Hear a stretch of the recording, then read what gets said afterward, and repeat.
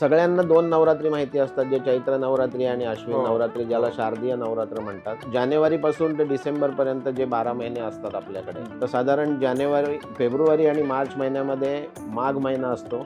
माघ महिन्याचं एक नवरात्र असतं, ते पण इथं उत्सवात मनवलं जातं. त्याच्यानंतर चैत्र नवरात्र येतं, ज्याच्यामध्ये गुढीपाडवा असतो आणि नंतर त्या नवरात्राची सांगता होत असताना रामनवमी असते.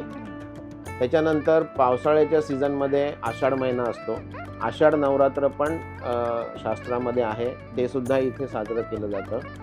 त्याच्यानंतर मग अश्विन नवरात्र येतं सप्टेंबर ऑक्टोबर महिन्यामध्ये आणि त्याची सुरुवात पहिल्या दिवसापासून होते. घटस्थापना करून ती स्थापना केली जाते आणि त्याची सांगता दसऱ्याच्या दिवशी होत असते.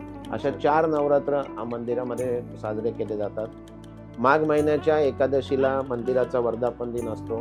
त्या दिवशी मंदिराच्या पूर्ण परिसरामध्ये सकाळपासून फुलांची सजावट केलेली असते, पूजापाठ चालू असतात, सत्यनारायणाची पूजा असते मंदिरामध्ये आणि संध्याकाळी 3 ते 5 वाजेपर्यंत मंदिराची देवीची पालखी काढली जाते. पूर्ण परिसरामध्ये ती फिरवली जाते, म्हणजे बाहेरची जवळी संपूर्ण मार्केटमध्ये ती फिरवली जाते आणि त्या पालखीमध्ये जवळजवळ 1000 ते 2000 लोक सामील झालेले असतात.